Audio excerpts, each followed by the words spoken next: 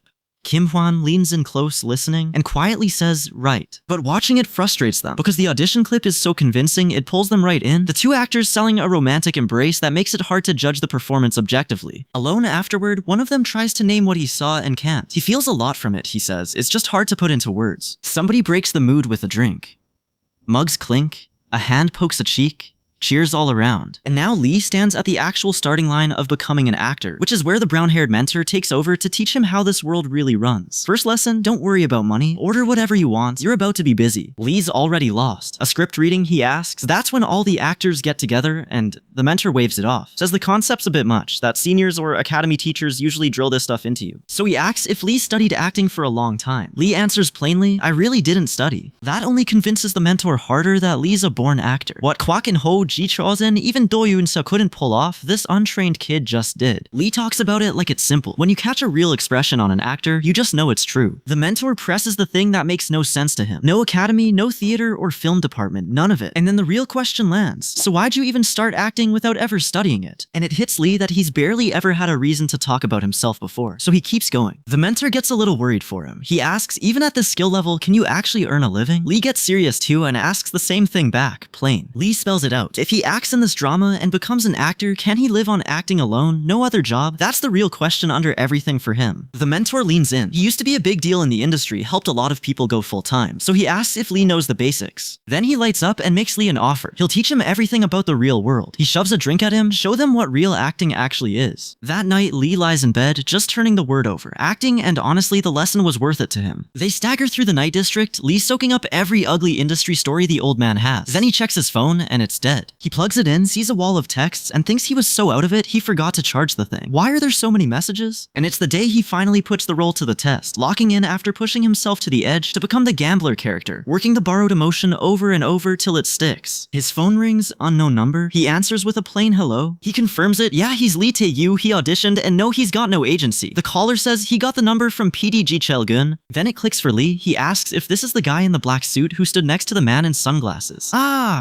He remembers now. But on their end, the line's gone quiet, and the two callers can't tell what's happening, one wondering aloud what just went wrong, while the other decides Tae-yu must be playing hard to get, leaving them stuck without an answer on whether he's in. Cut to Kwak In-ho, the writer behind the Noir project, sizing it up. He notes this producer's got senior, experienced actors on board, but he's not impressed by the courting. Other companies have the CEO or director call you directly, he says. Here, it's just a department head making the pitch. Then Kwak In-ho asks the strategic one, did Dale Entertainment make the first move? And he pushes his companion, is he really going to devour the guy they're after? A man in a white coat arrives at the cluster of buildings, phone in hand, and another man at his back, taking the measure of where he's landed as he starts to speak. This place? Kim Hwan sits under a spotlight laying out how an agency really thinks. A good actor is an image, and the stamp that burns that image in is one line of dialogue that brands itself into your brain. Someone on the phone is smiling as he pitches it, banking on the feeling that an "oh day back" line could land. He's sure the guy will pick up, and sure enough, a quiet hello answers. The caller lays out the deal in one blunt line, 1 million if he takes it. Then the offer just hangs there, the phone lid on the ground with no answer coming back. We cut to Lee walking in through a bright doorway, thinking about the one thing he can actually lock onto, acting. The receptionist knows him on sight, hands him a visitor pass, and points him to the small meeting room on the 4th floor. On his way, he catches somebody sneering that Lee Tae-yu can act well. Did he buy private lessons with family money? Lee stops. Are they talking about me? Then the story steps back to a composed man in an office, eyes hard and fixed. The word on him is that he clawed his way up into a socially and financially successful businessman. He wanted to be #1 in the industry, and he got there. The kind of presence that leaves even casual onlookers hungry. But his face stays guarded, like something in him burned out and stuck there, going nowhere. He says it plainly, we don't have to go that far to profit plenty. Back in the meeting room, Lee steps in with a hello, and a man greets him. He's Do Yoon Sup, the producer who called, and he asks if Lee knows the other man in the room. The other man introduces himself. Nice to meet you. I'm Kim Gwang-woo, a top-tier actor with an imposing build. Before Lee even sits, he cuts in with one thing on his mind. This isn't a trick to scoop me up cheap, is it? He's already reading the courting for what it is. Then it clicks, and his guard drops. Yoon Se-hyung, he knows this guy. Do Yoon Sup skips the small talk. There's not much time before the script reading, and he admits that recruitment day is just when agencies hand out business cards. So he was wondering why the CEO wanted Lee specifically. He laughs it off, then leans in with a name to feel out where Lee stands. You know PDG Chelgun, right? Lee starts to ask his one question, but the man in the brown jacket cuts in with the answer first. Deals like this get worked out between the lead actors whose contracts are up for renewal, the producers, and the film companies, meaning Lee's future could hinge on exactly those talks. Quick catch up. Lee is the numb kid who borrows other people's feelings through his hands and turns it into scary good acting. And right now, he's clawing his way into Kwak In-ho's Noir project. Do Yoon Sup, the producer backing his own idol Kim Hwan, has cornered him before the script reading, and he leans in and asks it straight, you really think all the attention at that reading will be on you? Lee doesn't flinch. He tells Do Yoon Sup, yeah, of course, and you know the reason better than I do. Then he lays out why the CEO chased him specifically. Partly goodwill, partly beating the other agencies to the punch. But the real answer is one line. Lee says it flat, because I'm profitable. Do Yoon Sup pushes back. So you're telling me you're better than the other lead and supporting actors at that reading? To himself, he thinks that this much confidence toward people you've never even performed for isn't skill, it's something else. He sits with it quiet, and the thought that surfaces surprises him. It felt familiar to him, almost like looking in a mirror. So Do Yoon Sup finally shows his hand. Put simply, as long as it's not the lowest price, he's in. And if they can't find common ground, he'll just stand up and walk. The meeting drags way past what anyone planned. Lee sits there straightening his tie, gripping the fabric, because no matter what he tries, he cannot get this man to shut up. So Lee does the one thing that ends it. He walks out halfway through and slams the door behind him. Later, Do Yoon Sup's already planning around Kim Hwan, saying they'll need to get him exercising for the part, and the terms he's pushing get blunt. The contract has to be signed before the script reading, and he wants to argue the payment split. But Do Yoon Sup, gold eyes, that easy smirk, throws the real question at Lee. Why should I trust you? Lee starts to answer and Do Yoon-suk cuts him with a fake little apology, then drops the pro talk. Let's not play games, a contract isn't just reciting boilerplate and walking out. Lee backs off, says that wasn't my intention. Do Yoon-suk just smiles that knowing smile and locks him in with one line, you won't regret what you just said? Afterwards, someone wants the debrief, so what did he say? Lee lays it out cold. The actor wants a 6-month short contract, probably already sniffed around a second-tier agency, and this whole thing was a test. He shrugs off the rest and gets called out for being so passive when that's not really his personality. Then he adds the small demand. The guy says traffic's bad and wants a studio nearby. Someone teases him about the role research, that he watched the gambler acting and now actually wants to gamble himself. Lee kills that fast. Guys like us never gamble, and between hitting rock bottom and dying, he'd rather just die. That heaviness lands, and it pulls Kwak In-ho, the writer running this whole noir project, into the room. Lee half checks if he's actually mad at him.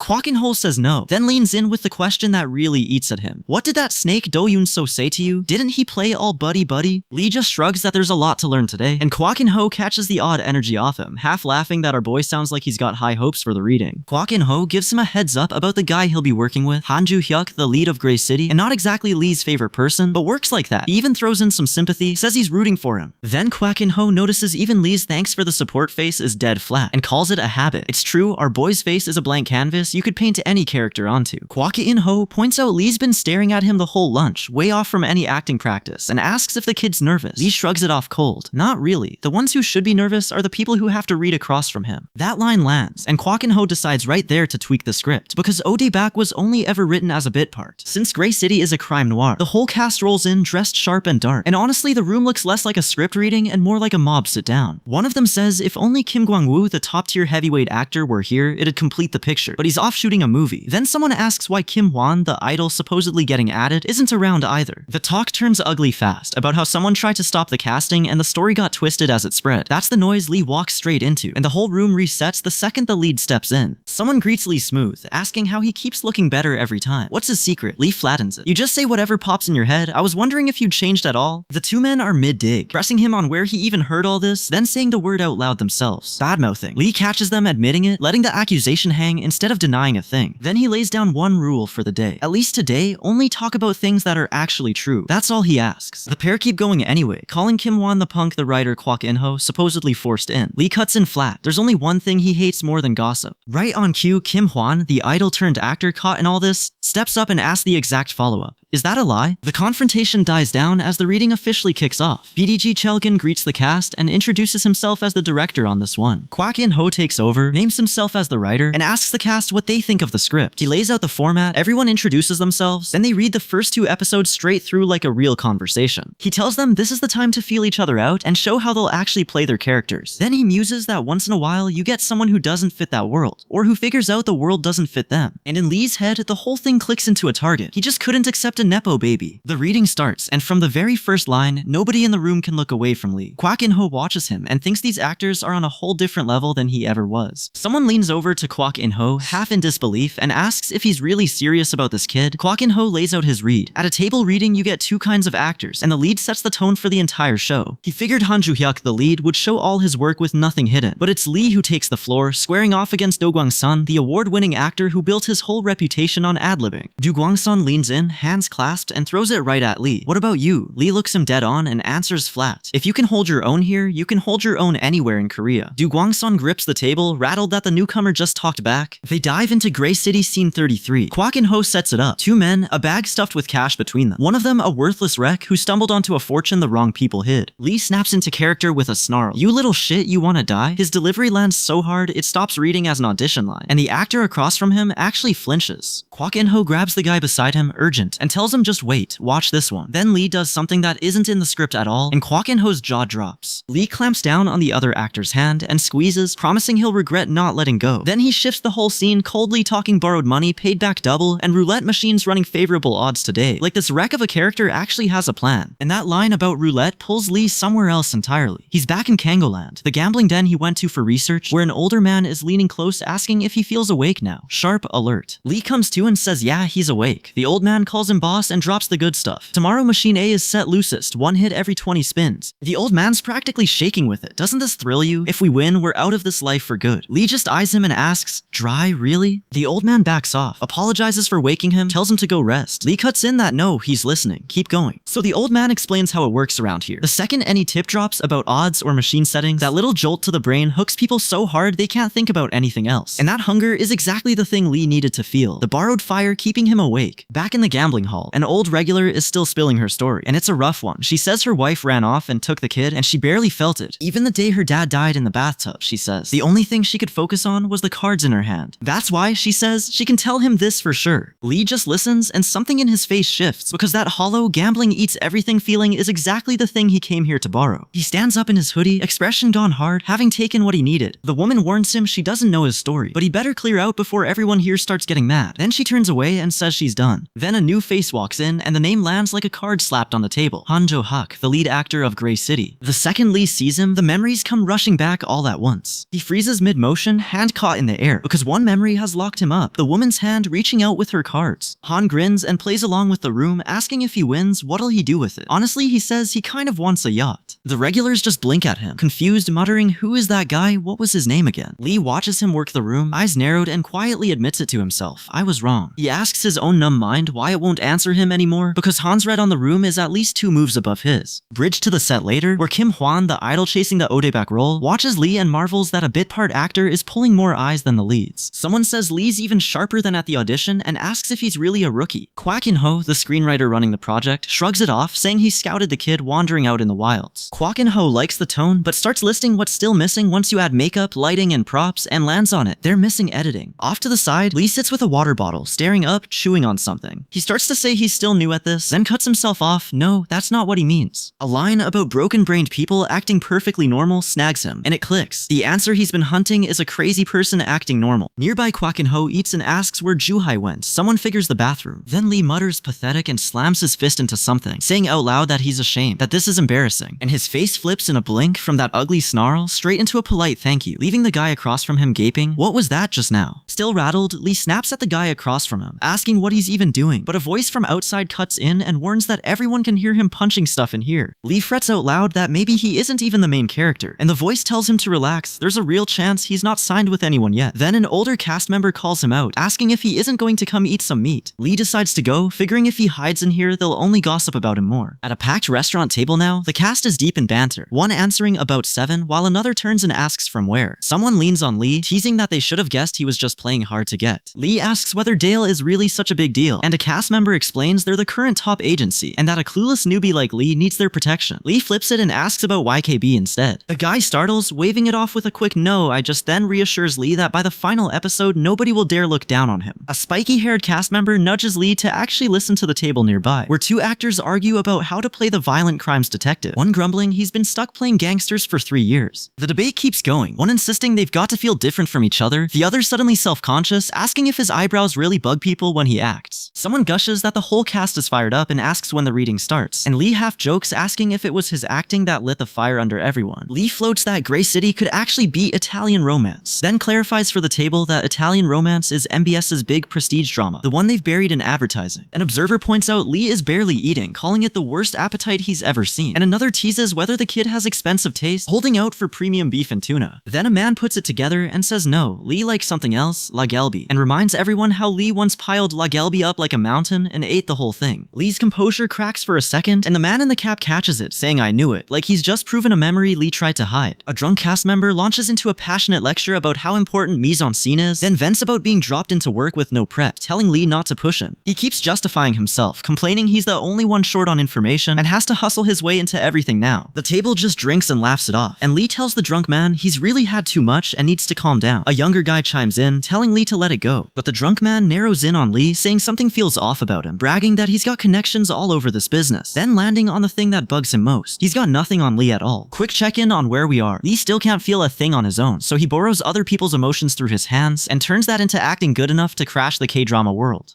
Right now, he's stuck at a cast dinner where a drunk guy is jabbing a finger at him, mouth going, because something about Lee doesn't add up to him. The drunk man keeps pushing, and Lee just blinks back a baffled, sorry what? Then we cut clear out of the restaurant all the way to Hollywood, where a smiling woman is waving someone over like they go way back. The man greeting her is a director who clearly thinks he's peaked, and the woman gushes over his shooting style, calling it a mysterious Eastern beauty, nothing like the usual Eastern smugness. He tells her he's going to show the whole world his own style, not theirs, and she grins that she can't wait to see it. He just says of course. else. Back at the dinner, that same offer suddenly lands on Lee, and he chokes out a stunned heech Hollywood before throwing up a hand, stammering trying to wave the whole thing off. We flash into this director's past. His one dream was to break into overseas film, so he studied abroad and came home to Korea after graduation, still hungry to make it big. But the years went by, that ambition quietly cooled, and now it's just a framed photo on a table. The memory faded almost to nothing. Then Lee walked in and cracked it back open. The director thinks of him as a 9.1 carat blank canvas found in Korea, basically a miracle, and he was sure there had to be a story behind a kid like that. So he leans in all fired up, telling Lee he sees himself in him, someone carrying a story, and that's exactly what dragged his old dead dreams back to life. And that's how we get the drunk director in a cap now, swaying at the table while two guys try to haul him up and get him home. And he keeps slurring that he's fine, leave him alone. He shakes them off and shouts across the room, "Taegu, after Gray City ends, come to Hollywood with me." He just keeps chanting Hollywood, Hollywood, come with me, while the guy beside him gently offers one more drink instead, which is the only offer landing tonight. 3 other men roll over to check on the writer, asking if he's okay, and Lee tries to figure out who they even are. They say they all wanted a drink with him, especially the rookie, and Lee just introduces himself plainly, "I'm Lee Taegu, I'm fine with that." The spiky-haired guy grins, "Of course you are, come on, let's pour for each other," and glasses start clinking. Somebody suggests pulling the tables together so everyone without a seat can squeeze in, and the two groups merge into one big table. That's when Do Kwang-sun, the award-winning actor, lifts his glass and steers the talk to the noir quartet, asking Lee straight up how he actually pulled that goal off. Someone at the table calls that ad-lib of Lee's flat out insane, and you can hear them circling the real question, all of them dying to learn the secret behind his acting. Lee sits there with his hand quietly clenching, irritated, because the whole table is fixated on cracking him open more than anyone should be. Do Kwang-sun turns on Kim Hwan, the idol-turned-actor, needling him about why he called last time, but not this time. Kim Hwan just shrugs it off, no reason. Do Kwang-sun says maybe he'll still get his shot yet, then peels off toward the bathroom. Lee meanwhile heads down the center aisle past everyone, already turning over a plan of his own about landing that heavyweight lead role. Passing by, Do Kwang-sun gets asked if he's been hitting the casino again, and instead of just walking off, he slows down and lingers, quietly eavesdropping on the conversation as he goes. Kim Hwan owns up that yeah, he did hit Congoland, the gambling spot Lee's been circling for research, and Do Kwang-sun catches every word, landing a lead on the same place Lee's counting on for his big role. Kwak In-ho, the writer running this noir project, lets slip that Hanju Hyuk, the lead actor, is straight up jealous of how freely Lee crosses lines the rest of them once had to tiptoe around. The table starts praising Lee for that brazen stealing away thing he pulls on set, and Lee just says acting isn't hard for him, it's fun. For a second, the old shame washes over Lee before he shakes it off, while someone at the table lays out their creed on power. Buy it with money and it flows, buy it with more power and it rings hollow, and lose it and you won't even know how to live. They toast Hanju Hyuk for a killer ad-lib, then turn back on Lee. Someone leans in, "Crack a joke at least, Taegu." Lee deadpans, "I'm sorry." The guy blinks, "What?" And Lee starts in with, "From here on out." Later, Lee splashes water on his face and catches himself thinking clearly for once. His head's finally clearing, and it's been about a month since it started. Over that month, Lee actually built real ties with the industry veterans, and the drifter nobody watched is suddenly the guy every eye at the table follows. And every time he stands in front of the lens, Lee grows more certain his borrowed power has shifted into something new. Energy pours off his hands into a script in his grip, and Lee jerks back, half freaked. "Whoa, is that from me? It's gone." Then he grins and pushes for more. "Come on, show me everything you've got." That energy carries us over to a very different room, where PD Ji Chulgin, the show's director, has been hauled out of a company dinner. Kwak In-ho grapes right back that he keeps getting dragged out mid-meal. The director lectures Ji Chulgin on building his authority on set for the Gray City sign-off, and Ji Chulgin just takes it, no pushback. Alone at the table sips the general manager overseeing Gray City, while a graying actor pushing 40 clenches his fist and quietly decides this SBC job is his last one. He says it plain, nearing 40, here for the paycheck, not nervous, got his start at SBC, and that's just a fact, no noble loyalty about it. The general manager teases Kwak In-ho for going soft and romantic, needling how the rookie who couldn't meet her eye has actually grown up. Then someone strolls in late with a quick apology, and Hwang In-gu arrives right after, thrown that nobody warned him. He clocks Ji Chulgin's spooked face and asks why the PD looks so rattled. Director Hwang wants to know why Ji Chulgin is spacing out before his own shoot, and the female manager jumps in to defend him. She reminds Hwang the guy stepped in as a last-minute replacement with zero prep, so of course he's overwhelmed, and she asks Hwang to back him up. Hwang shrugs it off and promises the show will look incredible with him as director of photography. Ji Chulgin bristles at that, snapping a stunned "excuse me," but Hwang cuts him off cold. That mindset won't fly, because Ji Chulgin is the captain of this ship. Hwang softens and explains why he still rates writer Kwak In-ho so highly, saying the man has real guts. Most writers would have torn the script in half and stormed out, but Kwak In-ho took it. Then Hwang turns and calls out Lee by name, still hardly believing it, telling him that kid Kwak In-ho is something special. And then, quieter, he admits it straight to Lee, "You were special too." Hwang remembers Lee's practice days, how how he blocked him from leaning on his usual tricks. Then he opens up about his own directorial debut, the drama that completely tanked. But he grins because he and the manager both loved it, and he still rewatches it. Then Hwang drops the real reason he's here. The drama bureau is getting shut down next year. Lee reels, thinking things are that bad already, that investors slam their wallets shut the second they smell a risk. But Wang came with a lifeline. He killed a huge show he had lined up in the variety department and funneled every one of it into Gray City 40 billion, and he pushes Lee to actually go for the win this time. Lee stares at the number, floored, and Hwang just tells him to go crazy again, to go back to the way he used to be, while Hwang's still sane enough to allow it. The talk turns to how to spend it, and producer Do Yoonsa, the money man backing this whole push, wants to blow it all on spectacle, explosions, CG, a helicopter crash. He points at the show already trending and reminds everyone the other networks just chase whatever's hot. Kwak In-ho sits there silent while Do Yoon-sup lays out his whole philosophy. Art only counts if it sells, and it should comfort the people watching, the ones fighting like hell just to get through their day. People connect, Do Yoon-sup says, because they see themselves on screen, and romance sells like nothing else. Kwak In-ho finally pushes back on the production choice, and Do Yoon-sup just doubles down that romance is safe and entertaining. The room breaks into banter, someone ribbing Do Yoon-sok that he's rambling, and that rival network MBS does nothing but romance anyway. He wheels it back into a pep talk, telling them to trust Ji Chelgan and stop shrinking. In his own head, Kwak In-ho just repeats it flat. Don't shrink, he says. Do Yoon-sek clocks the look on Kwak In-ho's face and says it reminds him of the writer's old interview. Then the scene cuts to the rival production, where Jumi turns and asks someone off-screen a simple well, fishing for approval on how she looks. She waves it off, tells him they're going by car so relax, and asks if he even knows the dress code. He gripes that he's not sure they need to go at all. Someone reminds him he's the one who picked the venue in the first place. Then goes Sun Hyung, the 40-year-old writer of Italian romance. Frets that lead actor Ji Kyung-ho hating the material is a huge mistake on his end. He's asked if he's done looking everything over, and just laughs it off with a tired more or less before letting out a soft sigh. Somewhere else, a young protege is falling apart at his teacher, begging him not to do this and to please just say something, while the man stays dead silent. A woman cuts in with the real logic of the business. The single biggest factor in whether a show hits, she says, is the name. Same as brand name snacks, people buy the label even when the thing tastes identical. So she drops her trump card, a drama built on a big name writer and star, then flatly dismisses the kid with a bye-bye, don't stand in the cold rain. A guy nearby mutters that it gives him chills, straight up stalker behavior. The protege bounces back anyway, shoving a gift at his teacher and begging to wear them as couple outfits today. The teacher softens, tells him it suits him perfectly, offers to snap some photos, and they end up posing together throwing peace signs. Back with Gray City, Kwak In-ho turns to a staffer with a tablet and greenlights the release, telling him good work, put it out.